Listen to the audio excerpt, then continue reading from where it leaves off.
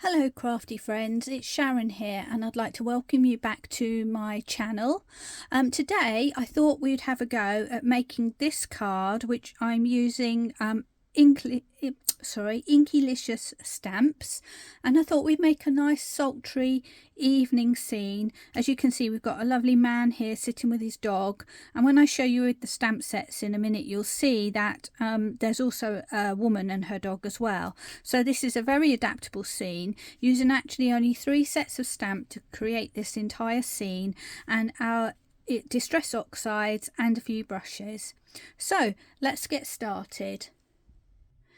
So as usual, I'm starting off with a piece of smooth white cardstock, and I've cut it to measure 12 by 12 centimeters, which will fit onto my 6 by 6 inch card with a nice little border around the edge.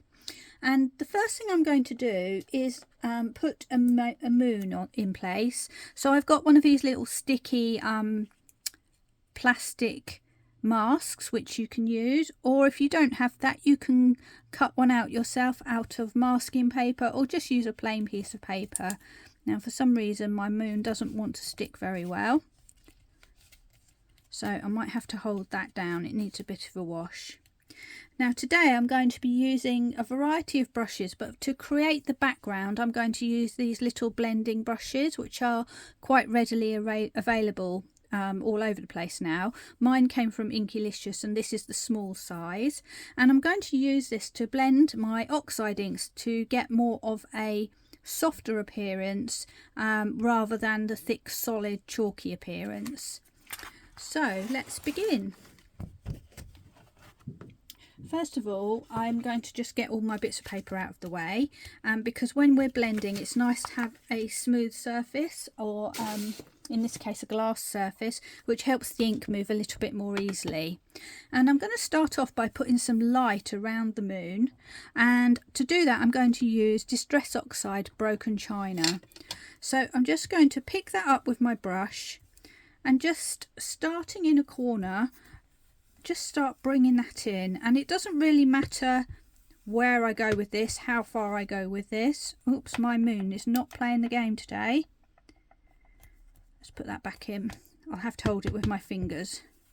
I'm just going to work my way around the moon initially, and I don't mind if it's a little bit splodgy. But what I am going to do is just pick up a piece of spare card which I can use just to hold everything down without getting my fingerprints on the card, because that will actually draw the ink that I'm using and you'll be able to see where my fingerprints were, which is not ideal. Okay, so I'm just bringing it down about 2/3 down the card and just randomly around, and that's my first layer complete. Now I'm going to go in with my next colour, which is Uncharted Mariner, and I'm just going to swap to a different brush which I use for darker blues now, because this is quite an intense colour. And this time I'm going to start from the other side and work my way back towards that light area. And I'm coming around the edge. And again, doesn't matter if it's a little bit blotchy, because that gives the effect of clouds, which is really nice. And I'm actually going to come now, let me just grab my bit of card, down towards the bottom and across. So we've got this sort of moon making a glow up the top here, and then as we get closer to the bottom it's going to get darker.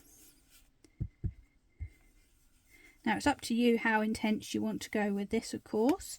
I'm going to probably leave it around about there for now, but I am going to go back to my paler blue and just bring that around the edges there, just to help smooth that transition a little bit. So I'm actually bringing that blue out a little bit.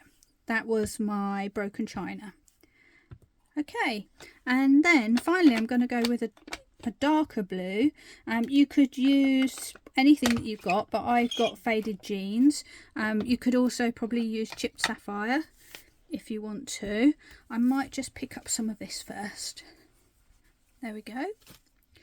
And with my chipped sapphire, no sorry, my faded jeans, I'm going to do the same thing, coming in from the edge, and on top of those other colours this will actually look quite dark.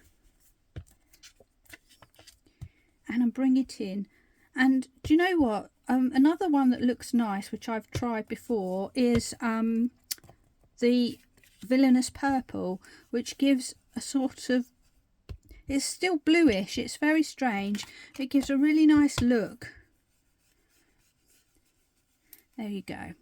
And you'll notice we're not making a solid line down the bottom. I kind of want it all to be fading, so it's not obvious where the sky ends and the ground begins. And I'm going back to my Uncharted Mariner now, and I'm just going to bring that in to blend a bit more. And then I think that will do for the sky. So again, just picking up my blue, because I don't want to end up with a muddy brown colour on the base of my card. I'm just going to flip round, and now I'm going to put some grounding in. And I'm going to start off with Rustic Wilderness. And when you apply this, you'll see it actually looks quite bright in comparison to what we've put above. But I'm going to start putting it down. And as you can see, I'm going over the top of where I had my blue blending. So the two will kind of merge into each other and create some natural shadows. And I'm just going up the side a bit as well.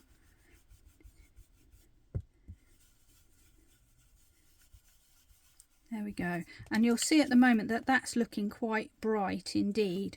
So my next step is going to be to darken that down with some brown. And for that I've got Scorched Timber. And what that will do is kind of give the effect of putting this bright daylight grass into the shadows. So I'm starting from the bottom of my picture, working my way up, but not covering everything completely. I'm kind of leaving a halo of the lighter colour at the top. We don't need too much of that. We're just going to bring that in. And then we have some shadow sitting at the bottom of our picture without it being too severe. So once again, let's just take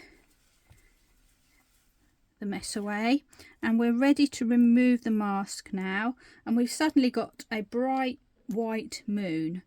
So I want to give that a little bit of texture, a little bit of atmosphere, and for that I'm going to go with one of my very small Lavinia brushes. It's quite firm rather than the soft brush, and that's because I want to do some very direct kind of inking. So for this time I've picked up Lost Shadow, but you'll see it's just the regular distress ink. So I'm going to pick some of that up, just test it on the side here, dab most of it away, and then I'm just going to dipple into my moon to give the effect of the craters and things, and it just takes away that white edge. I'm also going to use that same grey to put some wisps of cloud across my moon, just by moving backwards and forwards, and maybe a little bit of circular movement just to change the shapes a little bit. And maybe I'll have a bit more up here. Sorry, going off the page there. And I'm literally just sort of drawing a line and then doing some round circular motions to create that feeling of cloud. There we go, and there we have our clouds, but it has discoloured my brush a little bit because I didn't let it the ink underneath dry properly, so I'm just going to get rid of that because I don't want to have oxide on my brush. There we go. So that's our basic scene done in a matter of minutes. The next thing we're going to do is to put our stamps in place, so it's time to introduce you to the stamps. I'm just going to get my stamping platform set up for the very first stamp, and then we will move on. And as I already mentioned, I'm using Inkylicious stamps today, and this is the first set that I'm using. It's called My Best Friend, and I'm going to be using the one with the man sitting on the bench with his dog. But as you can see, there's also a lady, so you can interchange. Those are interchangeable, and you can use whichever one fits the person you're making a card for. So I'm just going to grab my polymer stamp, and here he is, and I'm just going to, rather than put him in the middle, I wanted to have him off to the side a little bit, so that we're actually looking at the picture sort of going across this way. So that's what I'm going to do. And for this stamp only, I'm going to use my stamping platform because I want a nice black solid image. So having put that in place, I'm going to stamp it with my VersaFine ink, which is called Nocturne. There it is. This is a waterproof ink, and it's also very dense in colour, so it will give us a lovely dark black pigment. But this stamp being what it is, we might need to do more than one impression with it, and it's quite sticky as well. So I'm just going to grab something to lift my platform without moving my card. There we go. So if you ever get that when your stamp is really sticking to the card, just pull your platform up slightly and then find something like a pokey tool, something very slim that you can stick under and just press in place to hold your card whilst you just lift the rest of your stamp. Now hopefully once we've done the first stamp on this, it won't be so sticky, so we'll see how that goes. So I'm now going to put my VersaFine ink on. This is a fairly old ink pad, so I probably need to change it for a new one, but it's fine for now. And then we're going to flip the lid over and give it a nice press down. And what we need to do is leave it to sit there for a few seconds just to give that ink a chance to absorb into the paper. If we just press it down and then ping it back up again, it's not really going to get a chance to soak in, and you won't get such a good dark image. So you do have to be a little bit patient with these. Let's see if we can pick it up easily. Yeah. There we go. So as you can see, at the moment it's quite dappled. So I'm going to give it another go, and you know, you might have to do this 2 or 3 times to get the effect that you want.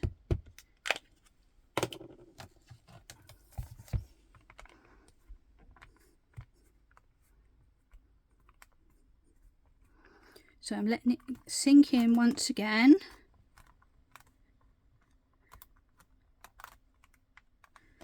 Grab my pokey tool just in case. And we're getting there, but I think we still need another impression, another stamp. I mean, this stamp is quite new for me, so I've only used it once before. So I think it's still got some of its coating on, so that's probably why it's not quite stamping as darkly as some of my more well-used stamps, shall we say.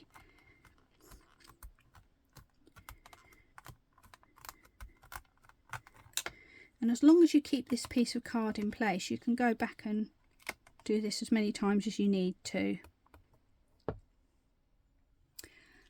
So I've now got my first main image completed, and I'm now going to move on to do the rest of the stamping, but I'm going to do it freehand rather than with the stamping platform, so that I've got the opportunity to move and twist around. And also I don't need everything to be as solid as I wanted this initial piece to be, but they are looking a little bit lonely there, so we need to put a little bit of atmosphere and scenery around them. And for that I'm moving on to another stamp set, which is called Island Trees, funnily enough, and it's made up of this main image here, plus some very useful little grasses as well. So this is a really nice versatile stamp set for you. And this time I'm actually going to take my stamp and place it onto an acrylic block. So let's just put it actually in the middle. And what the idea is that I'm going to bring in some forest, but I want it to kind of be in the distance, so I'm going to put it up this way a little bit, just where, roughly where the edge of my green area is. So I'm going to change colours and go for a green this time, and I'm going for Shady Lane. I have to admit that I've got loads of versifying colours, but I do seem to come back to the same ones over and over again. That's just how I go with it. They're my favourites, what can I say? But there we go, that's my first inking, and I'm going to see if I can find a bit of tissue. Yep, there we go. I'm just going to soften off the edge of the bottom of this a little bit, just to take it away. You don't have to do this, but it can be helpful. And I don't want it to be too solid, so I'm going to just take off a first impression on my scrap paper, and then I'm going to position onto my main image and just give that a press down.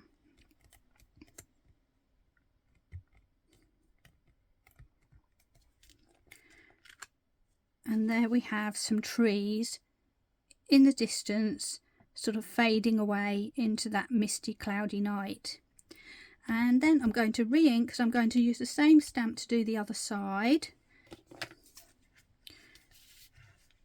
And this time I'll be using sort of the left hand side of the stamp as we're looking at it, right hand as I flip it over, I guess, and do the same thing again. So I'm just going to soften the edges, a little bit of dib dab dab. I'm going to take off the excess, and then I'm going to line up probably round about here.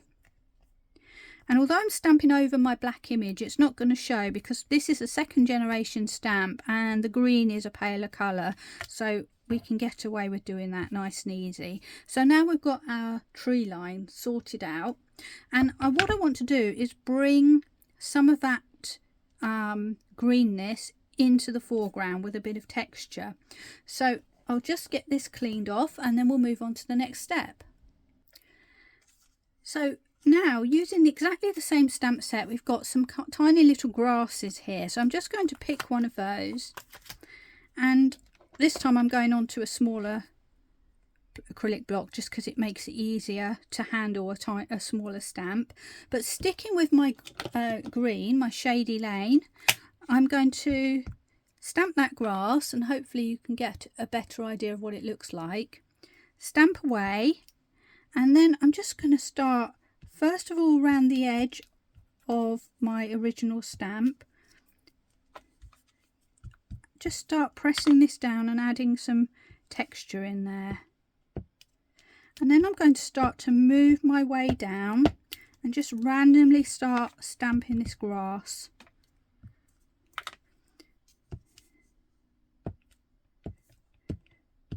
Which just gives us the impression of little tufts of grass coming up from the ground, which is quite a nice effect.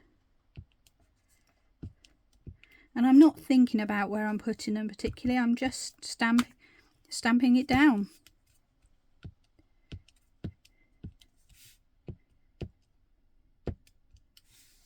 There we go. And if I bring that up closer, hopefully you can start to see that the grass is appearing, and we've also softened off the edge here where our tree bushes are hitting the ground area. So that's nice and easy to do. And like I say, there's two grasses there. You could swap over and do a bit of each, but at the end of the day it looks random even if you use the same stamp over and over. So it's a really nice little technique to use. And the next thing we want to do is to fill in some of this area over the top now, just to frame our image and draw your eye in. And for that I'm going to come to a third stamp, which might surprise you a little bit. And that is more trees. These ones are called Woodland Forest stamp set. And what I'm going to do is I'm just going to use the top area here to create foliage that's going to go around the top of my card.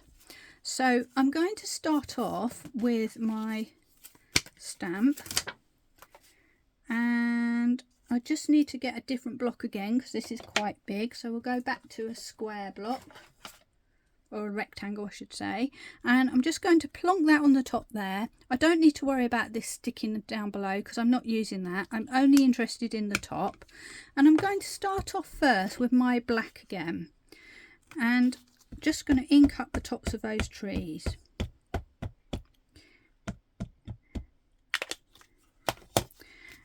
And I'm going to, whoops, nearly dropped it on my picture then, stamp off a side, and then I'm just going to start to add, stamping around and letting it naturally fade away. And I'm going to do the same again.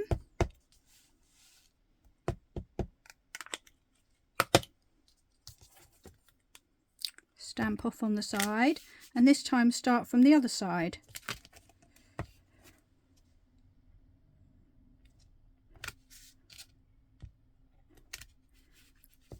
So we've got some sort of leafy patterns there, but it's all looking a bit black. So next I'm going to go in and add some green in the same stamp. But what I need to do is just make sure I get the worst of this black off first before I swap to my other ink pad. So let's put the black out of the way and back to the shady lane. And this time I'm going to stamp on. I'm not going to blot off this time though, and I'm going to start pressing my green into the picture. And every one of these is going to come out a little bit different because obviously you're doing it by hand, freehand. It's going to change each time you do it. There we are.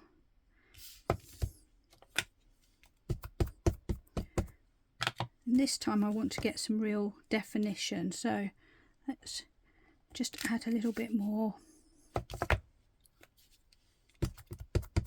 So the idea is that we get our pictures of our leaves and then other leaves in the backgrounds fading into the shadows. So that's all of our stamping done. So now there's just going to be some extra little techniques to add a little bit of extra impact to the picture. So let me just get a cleaner piece of paper. All of my pieces of paper get used over and over again, so they're all a bit mucky, I'm afraid, but I'm sure you'll get the idea. So what we're going to do now is go to add some shadow and ground our main characters at the bottom here.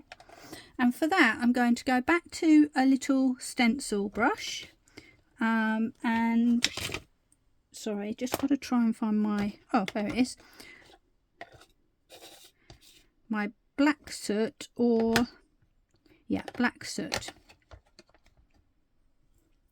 And this one is a regular distress ink again rather than distress oxide, and they do lay really nicely over the top of oxide inks, I find, without being too intense, which means you can sort of safely play and not worry about over inking or making a solid line. So as you can see, I'm just picking up my black and I'm just scribbling away underneath my image and then drawing that out to the side, and then I'm going to just fade it down behind because the moon's over here, so it will be casting a shadow which is going to go behind our main characters. That's my thinking. So that's me adding a little bit of extra shadow in there, and I'm just going to go above as well, just slightly, so there's a little bit of shadow in front of them as well. And what you'll find is that that makes this area here suddenly lighten up, which is quite nice. And then the next thing I'm going to do is grab my Unipin fine liner, which is a 0.3, and I'm just going to add some doodle just to draw out this grass line. So I'm just doing some squiggles and maybe the odd little bit of grass, just to lengthen that so it's not just sitting plonked in the middle. And I'm also going to just scribble And I'm not doing a particular pattern or anything, I'm just scribbling behind just to break up that solid edge a little bit of the stamp. You can add a few little specks of grass if you want to. And then the final touches, I want to bring the eye into the middle and make this area look brighter. And the trick for doing that is to add darkness around the edge of your picture. So let's get this paper out of the way again. And going back to my black soot, but this time using a much larger brush. If you don't have one of these, you could use this type of brush as well. But basically we're going to pick up that ink and just start sweeping around the edges of the picture, paying particular attention to the corners.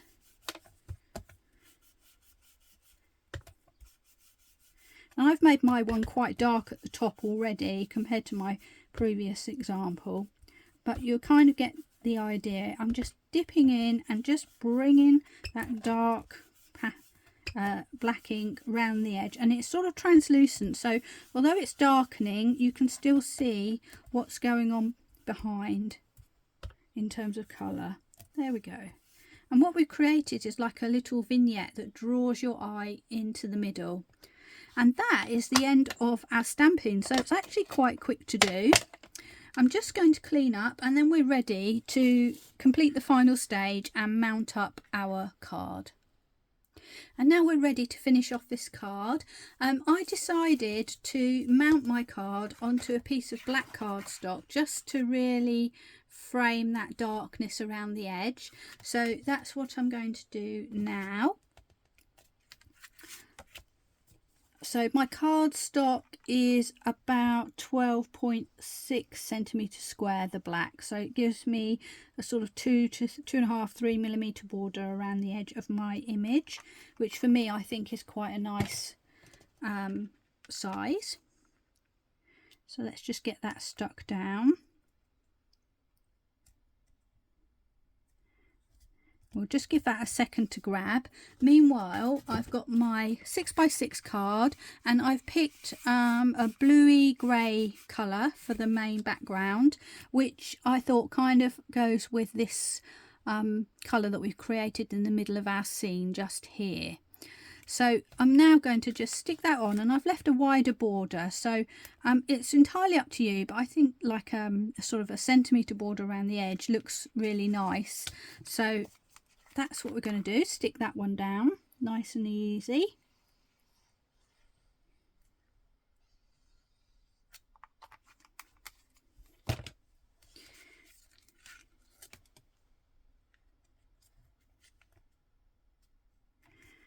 And so, yeah, just going to let that dry for a second.